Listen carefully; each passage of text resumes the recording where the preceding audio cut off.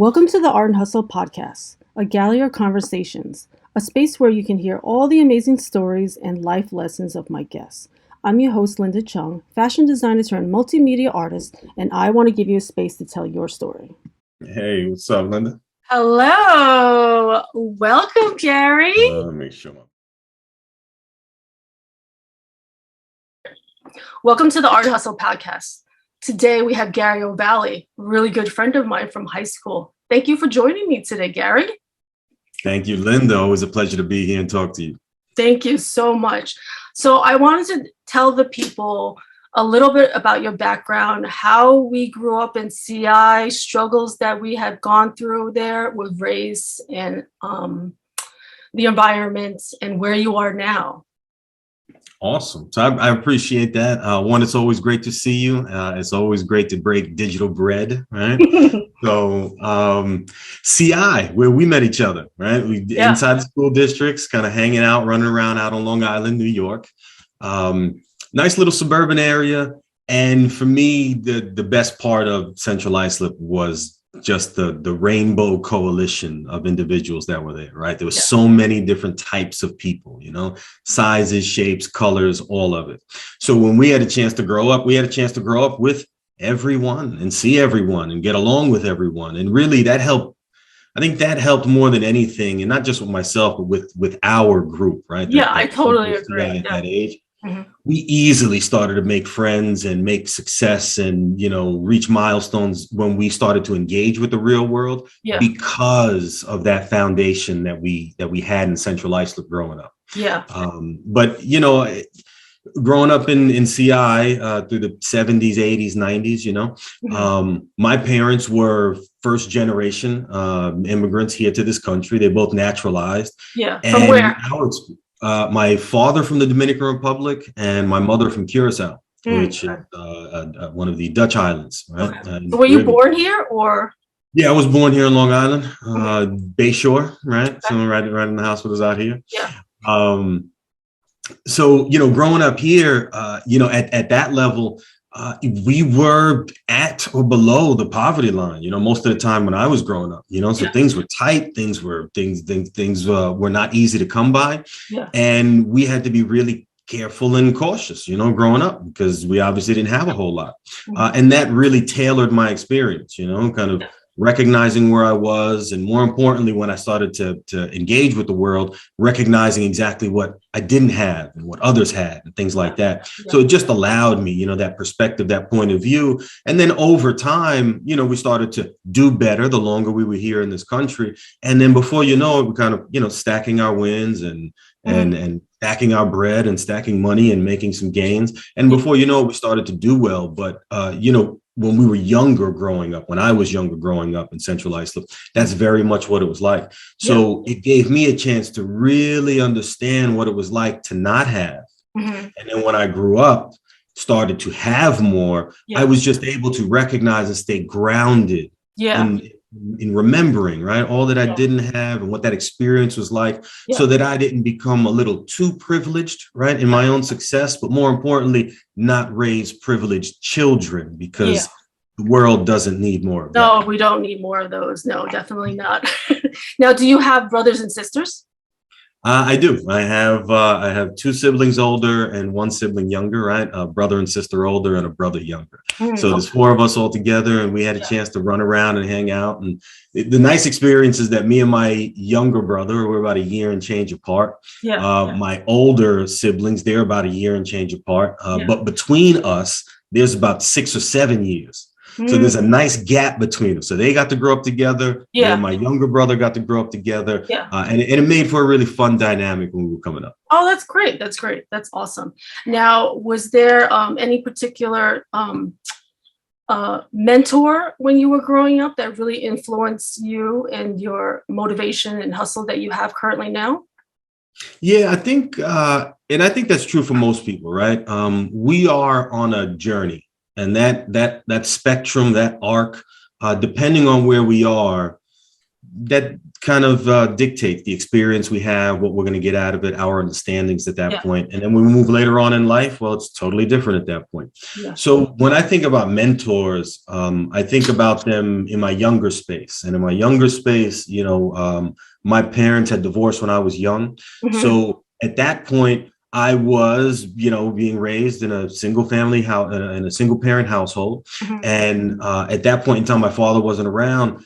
I was then finding those male role models elsewhere in life. How old were you? How old were you when they got divorced?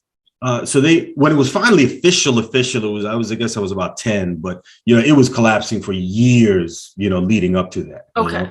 So, you know, so that 8, 9, 10, you know, year old period, that's when I really started to recognize the first mentors in my life, and they came on the ball field. Right. So football and baseball, athletics, definitely some of my teachers, you know, in Mulvey Elementary School.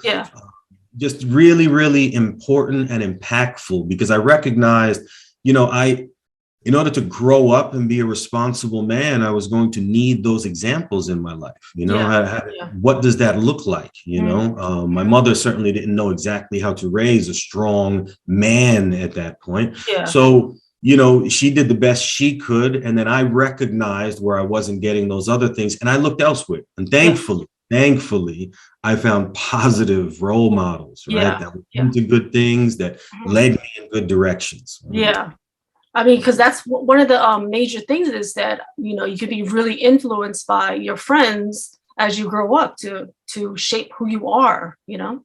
Oh, without a doubt, you know, so friends are one part of it, you know, just because of that, especially at that age, you know, peer pressure and things like that, you know, you just kind of, you never know how you're going to be influenced. But more importantly, the adults in your life, they have the ability to really steer you right or steer you wrong when you are a young, impressionable child. So, like I said, I was very, very, you know, grateful and fortunate that individuals who were guiding me and mentoring me, they had my best interest at heart, and they were thinking about my future, and they were guiding me along those lines, just like they would guide their own children. Right? So these are all your teachers that helped you and guided you, and your coaches. Definitely some of our teachers, you know, in the Central Islip School District, for sure. But like I said, on the athletic field, that's where I found most of them. You know, I was, you know, this is when I was younger, right? I was a star athlete. I was a star student. Yes, definitely. I remember that. You know, and in those spaces, it's like, you know, it was real easy to see it, you know, a kid who was doing well, and you're kind of like, oh, well, he's doing well, I'll just leave him alone. He's doing his thing, you know.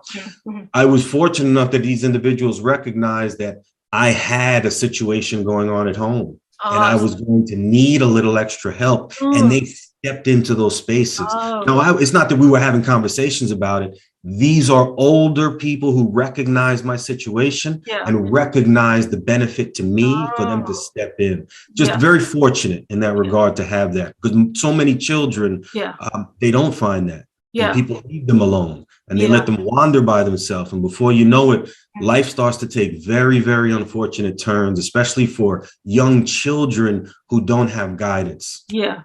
No, that's huge, and that's amazing, and I'm so happy that those people were able to step into the role to help guide you and tell you, listen, you need these certain things to get into college and to do this and to, you know, be able to succeed. That's humongous.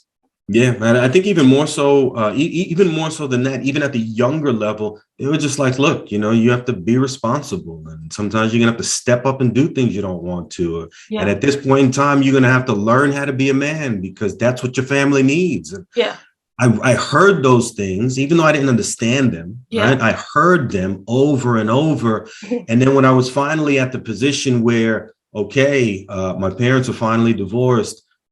My family needs help. There's a hole missing here, right? And there's something there's a dynamic that's no longer here. How do we fill that? How do I step up into that space? And that's when I just recognized I remembered hearing all of those things. You know, you got to step up and do the things you don't want to. And sometimes you got to be a man, and so forth, so on.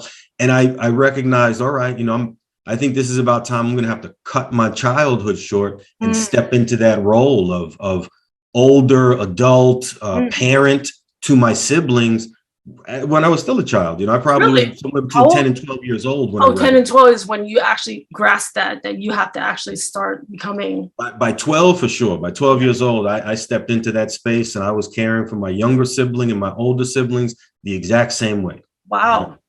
You know, and that's just because I recognize, you know, my mother's an incredible human being, Yeah. and she was doing everything she could for us. Yeah. I didn't want I didn't want to make any of that more difficult. Mm. Right? So That's let me amazing. step into this space and Yeah. let me try to alleviate some of her concerns, her problems. Because That- to come home and listen to this woman who's working 2 jobs, 3 jobs, to yeah. come home and hear her weep and cry in between one job to the next, because she doesn't have time to get any sleep or rest. Yeah. She just has enough time to catch her breath and then off to the next one. Wow. So your dad, so I'm assuming your dad wasn't helping financially as much after he left, or? There were arrangements, but it didn't exactly happen. It didn't really happen or help very much. Yeah, most of the time it just didn't happen, you know. And for whatever did come through, Yeah. you know, it was kind of like a day late and a dollar short. Yeah. You know, just Yeah. never really enough. Yeah. But most of the time I just remember it not even being there. Yeah.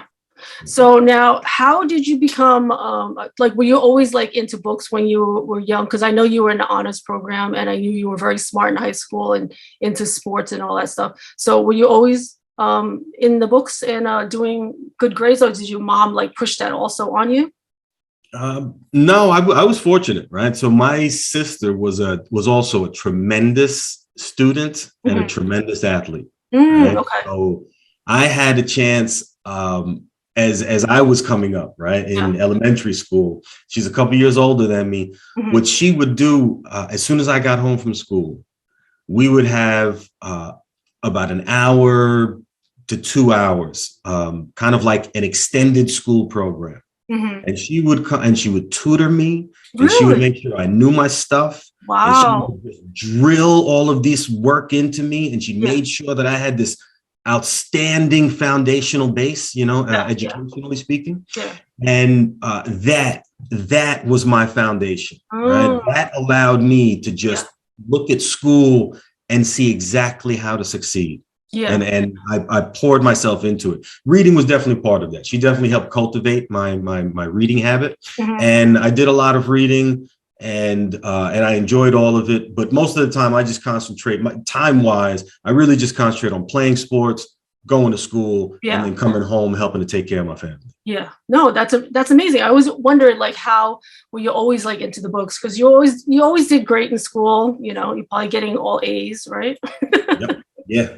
That, I think there were about 4 grades that weren't an A in my academic career. You know, you're like, oh my God, how did that happen?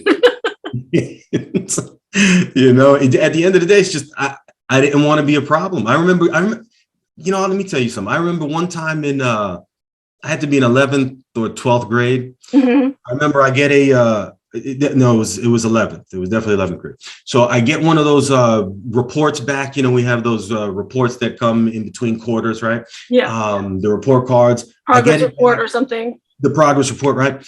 I get it back. I think a 4.0 is the highest we could get. I might have gotten like a 3.8.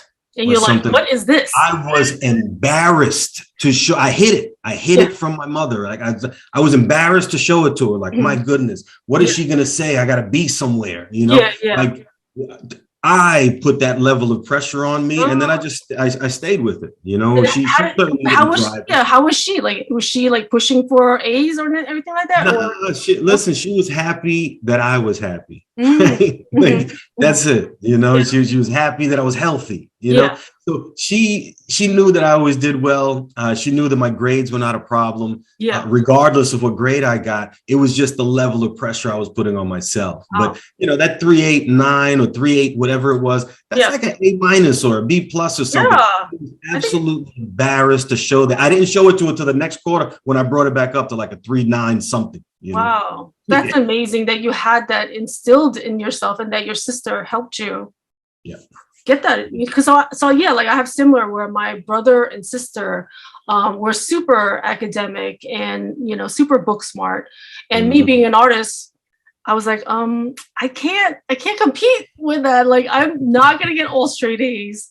I remember I'm usually like a B student, Yeah. and there usually will always be one C, like maybe for science or social studies. But even though I was an artist, and if I didn't have them, I think wouldn't be where I am today, because they made sure, listen, you need to go to a good college, and these are the things you need to do while you're in high school. You need to do sports, you need to join some clubs, you know, like we were both in like student council together. Yeah. And so like that's what they, you know, instilled. Like my sister was a senior, so she did all of those things that she made sure that I also did them to make sure that I get into good colleges. So yeah, that level of guidance is just major. You know, it doesn't just have to come from outside or from elders or something like, you know, just from inside of our own family, right? So yeah, just like you identified, just your older siblings, yeah, they were able to help kind of paint the picture and identify certain things you could or should be doing. yeah. And the same thing for me. So my sister really drilled in the academic path for me. Yeah. And my older brother drilled in the athletic path for me. So you have those two, best of both worlds. Yeah. That's it. I stayed in that lane. And then for me, it was also an outlet, right? Yeah. Like my home situation was just so volatile. It was one of the only spaces that I had control. Right? I could control getting 100 on this next test. Okay. I could control having an outstanding performance on the playing field. Right? Yeah. I could control those things. Yeah. Also, I could let off steam, right? So a lot of that anger and a lot of that hostility and pain and struggle, all that stuff that was building up, you know, throughout the days, throughout the weeks, throughout the years, I was then able to deliver that, you know, and get it out of my system, playing football and some of these other, you know, contact sports. So for me, it was definitely a measure of control as well. And it was a release and an outlet as well, which is also why I shined, right? I recognized if I concentrate in those two spaces, no one's going to beat my behind and I control the outcomes. Yeah. And that was major for me, right? As a child, I recognized I need to control outcomes. and I recognized those spaces, I could control them. Wow, that's amazing. Yeah, because you were great in the books and in your classes, and you were great on the field. So you were always admired by many people in high school. Yeah, thank you. I appreciate that. You know, socially, I got along with everybody. So no one knew. Yeah. And I certainly didn't share any of that. You know, so as far as anybody's concerned, it was like, my goodness, this guy's a great student. He's a great athlete. He's a great person. He probably has like no problems at home. Everything's great. Everything's great. Everything's beautiful, right? So one of my question is, where did all of that rage and anger build from? Is it because of your father not being around, or having too much on your plate at a young age? Like, where did it start building, and the stress level and all of that? No, I think I do for myself anyway, and I'm sure this is true of so many like children who grew up in abusive households. It's something that we grew up with. We see it all the time, and it's like a steady level of trauma that we're always wrapped up in. Yeah. Right. Every day I would get off the bus from school and I'd look down and I would see, you know, police officers at the house, and I'd be wondering, you know, is today the day that, you know, I lose one of my family members? Is today the day that it gets so violent, you know, I find out my mother's dead or my brother's dead or something like. So that's what it was like growing up. Yeah. And for me, as soon as I had the chance to have a measure of control, because in those spaces, you know, I'm in third grade at the time thinking these things. So for me to have some level of control in some aspect of my life, I poured into that stuff and just recognized, you know, I can manage this situation. I can't manage the other. So let me not spend too much time on it. Let me not think about it too much.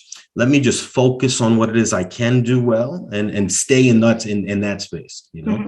And that's what it was kind of like, you know? So growing up, that was always there, that level of pressure, that level of trauma, until eventually, like I said, they permanently divorced, and there it was, you know, he was now out of the house, and we had different sets of problems, because obviously, when parents get divorced, it's traumatic on a whole bunch of levels, but it's mostly an economic trauma that the family experiences, you know. Yeah. So, you know, there was that as well, you know, that we had to deal with. Yeah. So coming out of school, I was still playing football, you know, so I went upstate to play some football for a while.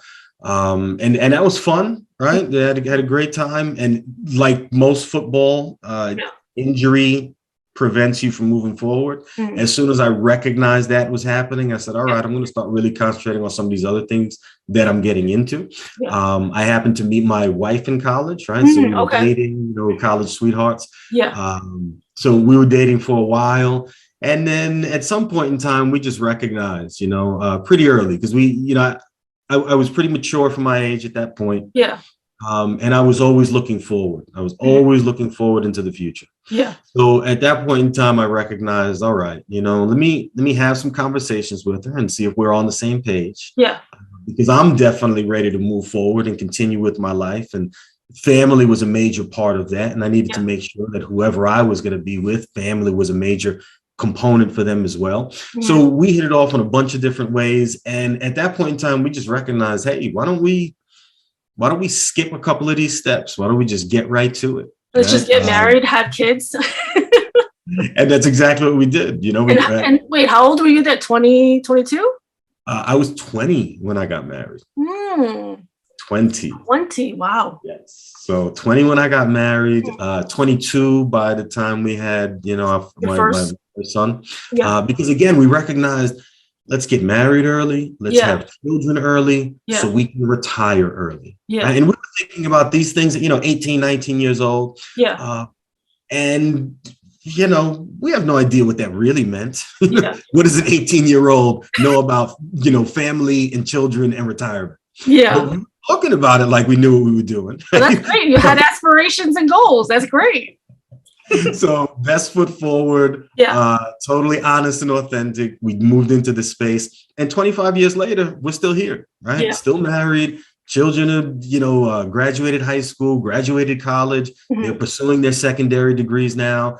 They're both employed full time. They're both doing it and crushing it in their own professional space. Amazing. So, like, listen, you know, none of it was easy, but we made it happen, you know, and that's really just a commitment to, you know, to family at that point, you know, because there's nothing easy about marriage, right? Anyone who's been married knows, or anyone who is married knows, none of that is easy. No, none of it's easy. If you're able to make it work out, but by all means, right? And so far, so good.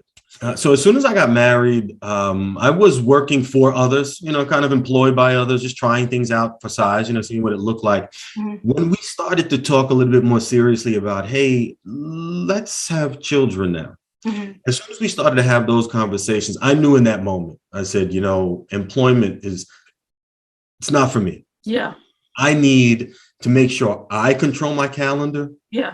I need to make sure that I don't miss a day in the life of my children, because I remembered my childhood. And the last thing I wanted was to repeat that for my children. You wanted to fix that cycle, that traumatic cycle. Had to break it. I had to break it, you know, not even fix it. I had to break that damn thing because, you know, at the end of the day, you know, abused children become abusive parents, right? I didn't want that for them. Children who grow up in poverty oftentimes raise their children in poverty. And it's like, I didn't want that for them. So I knew I needed to break certain cycles. So one of the things I did, you know, when we recognized we were going to have children, one of the very first things I did was I found where my father was so I could have a conversation with, really?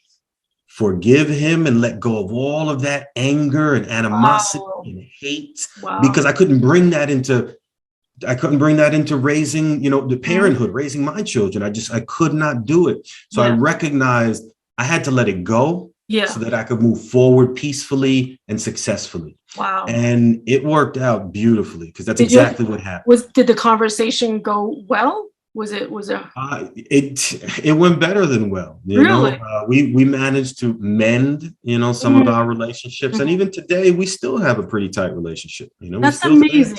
That's amazing. Pretty solid. I still check up on them.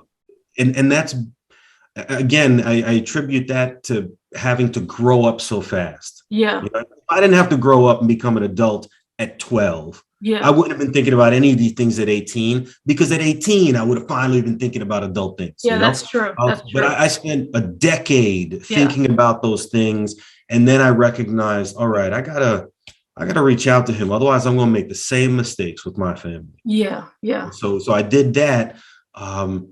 And that's when, you know, again, having children, I recognized I couldn't work for anybody else. Yeah. I needed to clean up some of my baggage so I didn't bring it into this new, you know, station in my life, this new Yeah. season in my life. Yeah. And those were some of the things that I got into. But work-wise, yeah, I knew immediately. I couldn't work for anybody. I didn't want to miss a day. I didn't want to miss a baseball game or recital. I didn't want to miss a parent-teacher conference. I didn't want to miss nothing. Wow. So I made sure that's amazing. I got to work for myself. That's amazing. I applaud you for that, for being a standout father, to be there and break that cycle. Thank you. Thank you. Yeah, it's difficult. As we look at our communities, we definitely see more than enough of it. Yeah. It's bad every time we see it. Yeah. And it's totally treatable. You can have a totally different experience, you know, if you commit to that. And if you go through the hard work of it, you know, none of it was easy, right? I'm describing these things pretty easy now because I'm so many years past it, and because it's, you know, it's done. I've experienced it already. Yeah. But in reality, I think it's tremendously difficult. Yeah. You know, tremendously difficult. And it's not about taking the easy path. It's just about taking the better path, you know, and working through that, because the results are going to be better for us when we do that. Yeah. Now, what did you do after that? Like, did you start writing a book? Did your book have start trickling in there, or that was a lot later? You know, I'll tell you, Unjustified, Where Have Our Black Leaders Gone? I was writing that book in my head, 11th grade, 12th grade. Okay. Yeah, because I knew that it was trickling in your head. Like, where did it, you know, when did it start? It had to have been like way back, right? Absolutely. I was, I think I read the Autobiography of Malcolm X. And then Spike Lee came out with the movie. This is when we were in high school, right? The Autobiography of Malcolm X. Denzel Washington was on the screen, right? As Malcolm X. Reading that book, seeing that movie, totally transformed the way I understood our existence in this country and our existence, Black and brown people in this country. It totally transformed the way I thought about it, the way I understood it, and the way I would engage it. Yeah. And that kind of that drove me like no other. Yeah. Right? That thing really was that was a focal point for me. And when I recognized that, it really started to shift, you know, how I thought and how I maneuvered. Yeah. But in terms of writing the book, I was always thinking about these things, thinking about them in high school, thinking about them in college, thinking about them raising my children. When I recognized the experience and the answer to the question, you know, where have our Black leaders gone? They've been assassinated. They've been incarcerated. Yes. Right. That movement was stopped dead in its tracks long before, you know, it should have. And recognizing that reality, I as I was having my family, you know, early on in life, I recognized, you know, maybe these aren't some of the conversations I'm ready to have publicly just yet. Yeah. Because I know what this country does to people who are vocal and powerful about these conversations. Yeah, unfortunately, we know what happens to them. Yep. Who helps erase the dividing lines and bring us together. I know what this country does to those people. Yeah. And I didn't want to cut short my time with my children. Yeah. Because that's a reality.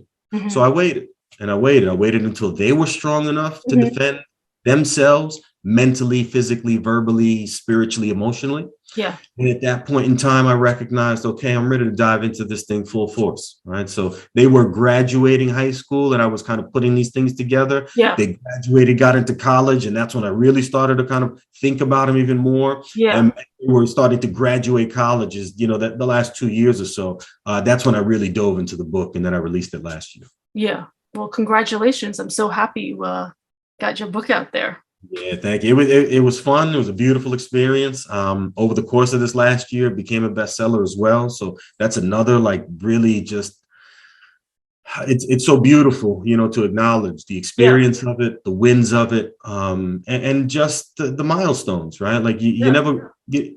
I certainly didn't, go into this space thinking that that's, what I wanted and that's what I needed and that's where it was going. I allowed these things to unfold as they do. And it was beautiful to see the journey of it as it happened and how it happened. Just very fortunate and very grateful.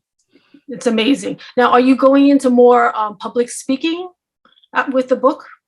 Yeah, so with the book, definitely. I've this last year I've been on a speaking tour, right? So I've done a lot of speaking engagements, talking about the book, the topics, and any ancillary topics that are related to it. Yeah. And then as well, I do a lot of work in the social justice, social impact space here in New York. So on the political scene, I'm at rallies, I'm speaking at press conferences, I'm conducting meetings between, senators and assembly people and other organizations and myself. So I've been doing a lot of that speaking, a lot of the hard work, good work, because at the end of the day, someone has to do it. And it served as great, training grounds for me as well, right? Like I knew I was going to have these conversations and have more of these conversations. So every one of these opportunities, they just help sharpen that skill and hone my craft. So I step up to them all the time. And now they seek me out. Hey, Gahrey, we have a rally, advocacy day coming up. Will you come MC it? Will you be a part of it? Hey, we have a meeting with a local senator. Will you be there to help drive it home? I woke up this morning to a text from one of our local senators. Hey, Gahrey, your name was passed along to me. I'd love to reach out and have some conversations. We're going to be in the community. I'd love to speak to you about, you stopping by. Great. Wonderful. Let's do it. Let's do it. Because at the end of the day, it's all about doing good. Right. And for me, it's about doing good and making money because they're not mutually exclusive. You can do both. Well, that's what I mean. That's amazing. Like now they can seek you out and you'll get paid for it. Right. Hopefully. So I definitely get paid. They're not always related though, right? So I don't want to put those two things in the same sentence. Oftentimes a lot of the work I do in the social justice space, that is volunteer work. There's no inside of there. But what there is inside of there is visibility. There is practice. There is, just the doing the good work, right? That's a reward all by itself. But the reward and the practice and the visibility, major, right? You learn how to hone your craft. You learn how to speak in sound bites. You learn how to finish yourself up in 2-3 minutes. You learn how to time yourself. You learn how to cadence your speech. It just like all of that, you really get to practice. So when you get out there on these larger stages or in these other spaces, you're just very effective and powerful. Yeah, that's great. Have you done like larger speaking ones now, like paid ones where you're talking about either motivation or entrepreneur? Yep, for sure. I've moved into the paid public speaking space. I definitely have a few of those engagements, and they're nice and they're great because that's legitimate. Like for me, I was legitimately considering how I'm going to shift, now that I'm in this new season in terms of income generation and what I want to do and how do I want to do it. Public speaking was one of those things that I identified along with writing, things that I can do to help change the narrative as well as generate income, as well as, right, just have a great time in this new space. And that has been proving very, very fruitful. Yeah, that's amazing. Now, what are you working on your second book now?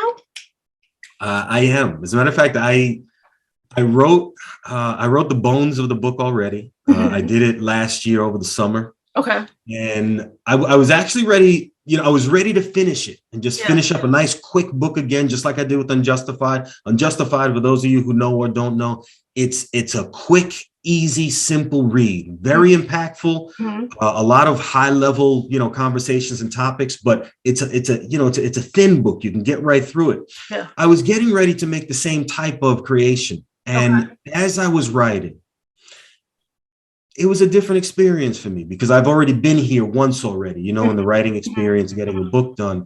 And I recognized that there were certain topics that I just wanted to explore a little more. Yeah. I wanted to be a little more thoughtful. Yeah. I wanted to take the time to link the, certain topics or conversations together. Yeah. So after I gave myself 3 months, I think it was like June, July, August, right? Or July, August, September.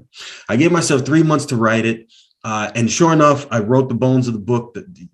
The book itself is there, but I recognized I wanted to expand in certain areas. Mm-hmm. So here is where, and this is what I recommend for most people, give yourself grace, mm-hmm. right? Be kind to yourself. Recognize in those moments, you get to define your own life the way you want. Yeah. So I got to that point in my book and I recognized, man, I want to finish it now, but I do want to make it more robust. Mm-hmm.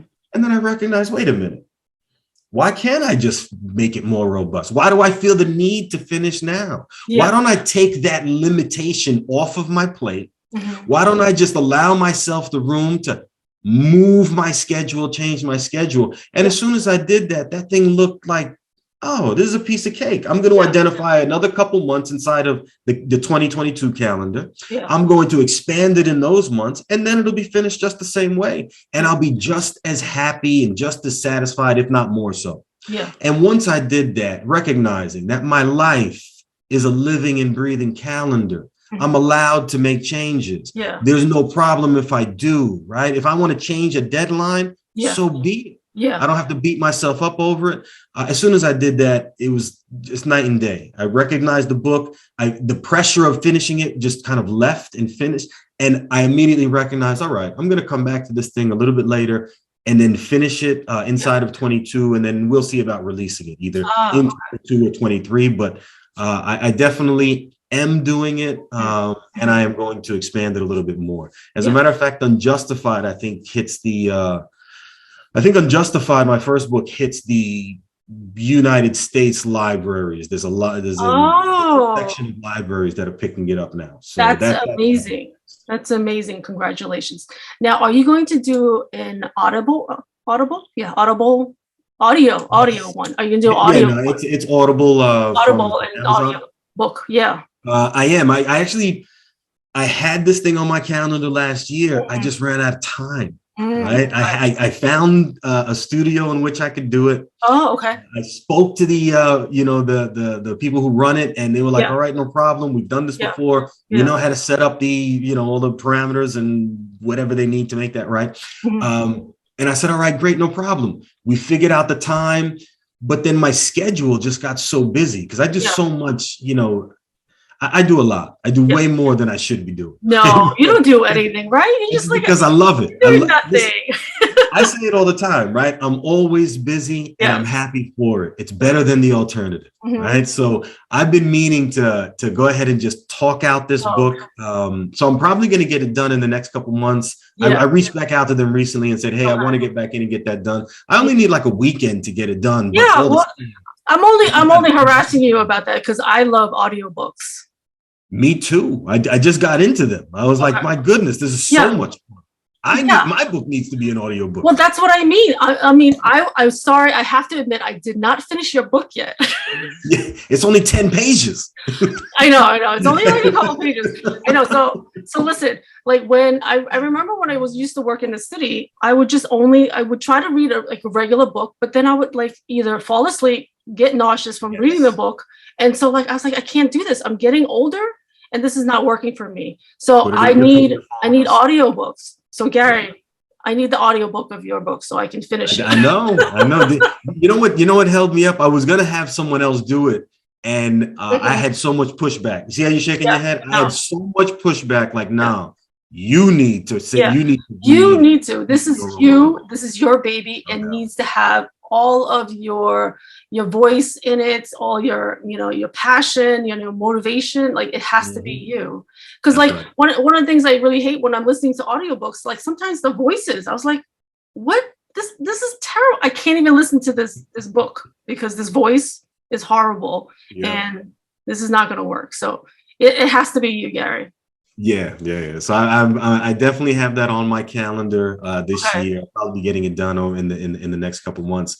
And this way, that's the one that's done and that's finished. I really wanted to have this done already inside of Q4. Last year. Just time got away from me. All right. Well, I'm excited. So when you start recording it, send me some of them so I can finish up your book. I definitely will. Yes. So another thing that I wanted to ask you about is I know that you're really into health and veganism, right? And you also helped your mom at one point when she had gotten sick, right? So that's one thing I wanted to help and point out and tell the listeners about what you did to help your mom. Yeah, thanks. That, you know, health is Health is the metric. yeah. Without health, you have nothing, Mm-hmm. right? And no one really understands that until calamity comes knocking at your door. And then you realize exactly how important health is Yeah. and exactly how not important everything else is. Yeah. So this had to be, is definitely inside of my 20s, I guess mid to late 20s. You know, I just started to recognize, man, you know, I've always been a pretty healthy guy, especially, you know, in terms of working out and physicality and physical structure, right? Yeah. I've always been a pretty healthy guy, but I'm no longer playing ball, you know, so I'm no longer lifting weights like I used to. I'm feeling a little sluggish. I'm feeling a little heavy. I'm feeling tired. I just wanted to feel a little bit lighter, you know, and it wasn't about weight, just, you know, when you're not eating well, not only is there a body fog, but there's a brain fog as well that goes along with that. You know, a huge brain fog. Tremendous. And I recognized it, you know, and I'm like, man, I feel it, but I was kind of ignoring it. You know, got married young, having kids young, starting businesses young. I'm like, I got so much on my plate. That's the last thing I need to worry about. But year after year, I kept feeling, you know, just the weight of it all. Yeah. And I said, all right, you know, I'm going to have to address this. So one summer, I said, all right, you know what? I'm just going to start eating a little bit healthier. Right? And for me, what that meant was a little bit more fruits and a little bit more vegetables. I'm not going to take anything off of my plate. I'm just going to add a couple more good things onto it. Yeah. And as I started to do so, it was night and day. Immediately, I recognized, like, my goodness, that it tastes delicious. And I have this extra level of energy now. Right? I said, okay, that feels pretty good. Let me do more of it. Yeah. Again, I'm not taking anything off the plate. Yeah. I'm just going to keep adding on some good stuff. And what happens is it slowly, you know, you can only fit but so much food in one sitting, right? Yeah. So as I'm loading up on, you know, salad first thing before my meal, I noticed my meals were getting smaller because just the room of it, you know? Yeah. And then as I'm going further, I'm recognizing, all right, you know what? I think I'm going to start to peel back a few things, you know? So I think, you know, sodas and fruit juices and all of those sugar drinks. That was one of the first things to go. Yeah. Then it was chicken. Then it was, no, as a matter of fact, not chicken. It was pork. Pork was gone. Beef. And red meat was gone. Then chicken was gone. The very last thing to go was fish. Dairy. I was never really into seafood, so I never did. Food. Okay. You know? But dairy was the last thing. And studies will tell you, of all the things to let go, dairy is absolutely one of the most difficult. Really? Oh, yeah. 30-day studies, 60-day studies. It's also addictive. Tremendously. Yeah. Tremendously. Like that thing there, I held on to the longest. So eventually I let go dairy. And then at that point in time, I was now full vegan. Yeah. That was started on one summer. It didn't finish until the following summer. Okay. So I gave myself a full year to go through that process and transition. Yeah. And that's what made it successful, because once I got to that point, I said, all right, I'm ready to leave those other things alone. Some of them I've left alone for a while. Others I just recently let go, but they're all let go now. I'm just going to stay in this space and optimize it. And from then until now, I just kept getting better, right? Wow. Just kept reducing things that I don't need, only focusing on things I do. So I've been a vegan now. This is almost 20 years, right? Wow. 19, something like that, you know? Yeah. And love it. The clarity, obviously the physical health, you know, things like, you know, colds and bugs and flus. And, you know, even when COVID came around, I'm totally not worried about those things because of the state of health that I am in, right? Yeah. Your body is an environment, and you either maintain it in a very healthy way, which makes it difficult for anything unhealthy to live, right, inside of your system, or you maintain it in a very dilapidated way and you succumb to a lot of things very easily. Right? Yeah. So for me, I optimized my health, and sure enough, I haven't had a cold, a sniffle of anything in like umpteen years now, Really? right? That's how it goes because there's no magic to it, right? Oh, What you put in is what you get out. Does like no allergies or anything like that? To seasonal allergies, nothing bothers you? None of that. You're like bulletproof now. Listen, not for nothing. Everybody talks about that COVID. Is it real? Is it not? I can tell you, it's a real thing. This was, I guess, in 20, right when it first came out. Yeah. That April, it came to my home, and I watched that thing jump from my daughter to my son to my wife to me. I watch it jump like Azazel from that Denzel Washington movie. Yeah. It's just a demon getting worse and worse and worse every time it jumped. Yeah. By the time it got to me and my wife, right? When I saw it in my daughter, it was the simple. Watch out, this is serious. By the time it got to me and my wife, it was the killing kind, right? I woke up one day, she wasn't breathing, and I was like, oh, snap. Oh my God. So I said, let me handle this. And sure enough, I did. And they have adopted many of, my habits and my practices. So they are also very healthy in their own right. Mm-hmm. So they were able to get through these things kind of on their own volition without any medical intervention. Yeah. And that's a testament to how healthy the body is if you let it. Yeah. So I recognized that. I stayed in that space. Mm-hmm. A few years after I got into that space, my mother had gotten sick with breast cancer. Mm-hmm. And one of the things we recognized was, all right, it's cancer. Do what you're told. So whatever the doctor says, we're going to do, because they're the expert. After one surgery, after a second surgery, and we're like, wait a minute, you want to do another one? Mm-hmm. You plan on keep cutting my mother open? We're done here. Doc, thank you very much. I'm going to take my mother home. If this is the best you can do, I can do no worse. Yeah. So I'm going to take her home. I'll bring her back to you in a couple months. We'll see what happens. Mr. Ovalle, please don't do it. We recommend against it, all the other good stuff, right? I said, fine, give me the document against medical advice. We're leaving. And we left. Mm-hmm. I brought her back. This had to be about 3 months, somewhere between 3 and 6 months. Now, was she doing chemo and all of that stuff? No. Okay. Absolutely not. I didn't want to. No, before you intervened. Before I got her, they wanted to go the surgery route. Okay. It was surgery or chemo, and they decided, well, let's do surgery and let's see what it looks like. Okay. They were going to recommend chemo. They certainly were, right? Yeah. Even though we told them it was one or the other. They did one, they mangled it. They did it again. They mangled it. They wanted to go a third time. And then they were talking about chemo. I said, we could stop this conversation here. We're done here.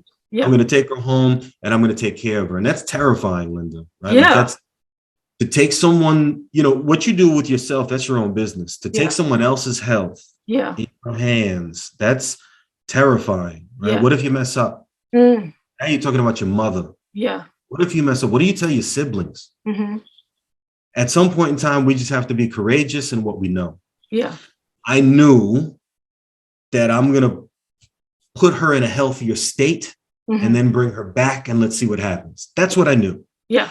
I took her home. I eliminated all the sugars. I eliminated all the coffees. I eliminated all of that good stuff. Mm-hmm. Meat, dairy, all of it. I got her on a strictly vegetarian diet. Mm-hmm. We did a lot of, mental work and just really good environment, stay in high vibration, just always in a good mood, a lot of meditation work, exercise, all of this good stuff. Yeah. We brought her back up, somewhere around between 3 and 6 months. I think it was closer to 6. And they ran the test. And this is when I knew. The doctor comes into the door, into her office, and she says, Mr. and Mrs. Ovalle, I just want you to know that we are positive that we saw on your first exam. And I knew in that moment, whatever happens here, this is good. They're obviously not finding something. Yeah. And the very next thing was, we are not able to identify the cancer at all, not even at the microscopic level. So I don't know what it is you did, but it's gone. So 3 months and you wiped it out. I think it was closer to 6. I think it was in between there. So it might have been 5 months, 6 months, something like that. Mm-hmm. But what happens is, listen, the body is the most amazing thing on this planet. The human organism is the most amazing thing on this planet. And it is absolutely perfect. And if we feed it properly, it will feed us. Mm-hmm. And it will give us the life and the environment and the happiness and the success that we want in our lives. Yeah. So I did that for my mother. And sure enough, she got healthy. and Wow. she's been healthy since. And this is now got to be at least 15 years now. Yeah. So, or between 13 and 50, somewhere around there, right? At least that long ago is when this happened. And sure enough, she walked into health. She stayed there, and she's been healthy since. I've been able to do this with a few friends of mine, a few friends. Yeah.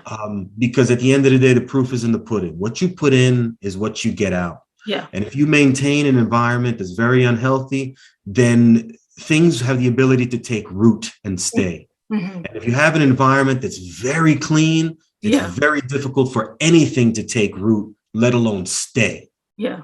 Anything could pass through, but it's passing through and it's gone. Yeah. Nothing stays because your body is so healthy. And that's the space that I moved into. And I maintain that space. It's the example I give my children. Yeah. They still eat meat. They still do all the other good stuff, but they're very particular about when and how.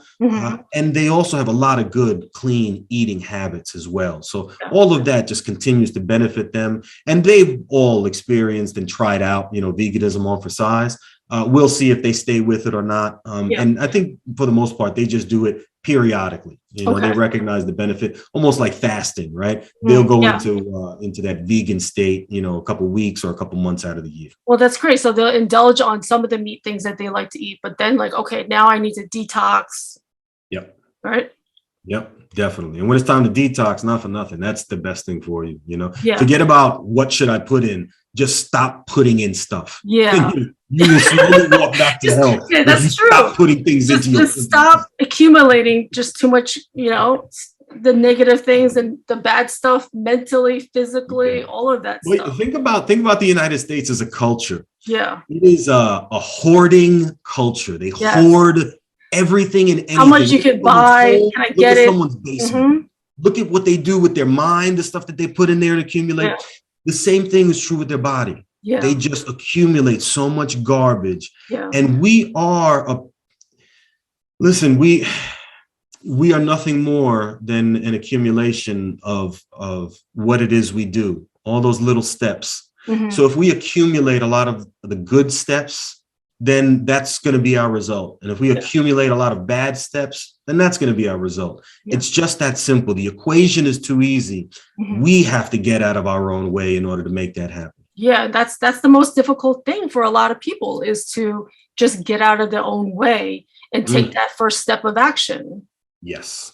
Yeah, for sure. Very, very difficult, not easy. But, at the end of the day, it's that assessment, create some strategy, and execute, and then just stay in that lane. That's it.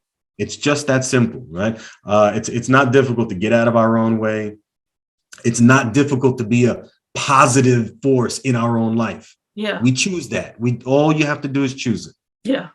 So I'm going to start wrapping this up, but I want to ask you 5 questions. You can answer them really quick, one word, just a short little thing.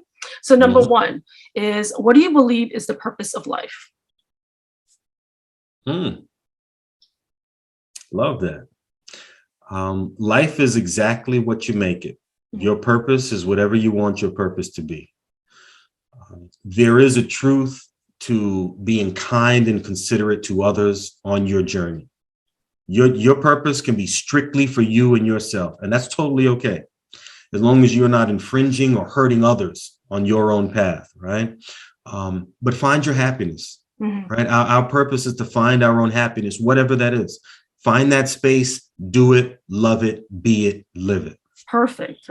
And what do you know for sure? I know that I don't know. That's what I know for absolute. Very good. And the last one is, what is your favorite lesson? My favorite lesson. Or what will you tell your younger self? No, I'm okay with the first one. Even the second one. It's the same answer here. Yeah. Life is what you make it, and you have the ability to dictate and manifest your entire life, all of your outcomes. You control that. And as soon as you recognize your own power, you'll recognize that life unfolds exactly as you want, and you control every step of that journey. That's how powerful we are. Perfect. Love it. Thank you so much. And on that note, I really appreciate you being here. And don't forget, tell the viewers how they can reach you. Yes. Thank you, Linda. I appreciate it. So my website is there. You can always find me, GahreyOvalle.com. The book is available on Amazon. So you can look up Gahrey Ovalle Unjustified and you'll find the book on Amazon. And then in the social media setting, at Gahrey Ovalle, you can find me on just about all of the the platforms. Perfect. Because I know that we want to make sure we get those out there so everybody can reach you, find your book. And I really appreciate you being on my podcast today. Thank you so much, Gahrey. Linda, it was a pleasure. Always great talking to you. Thank you so much. Have a great day. You too. Bye-bye.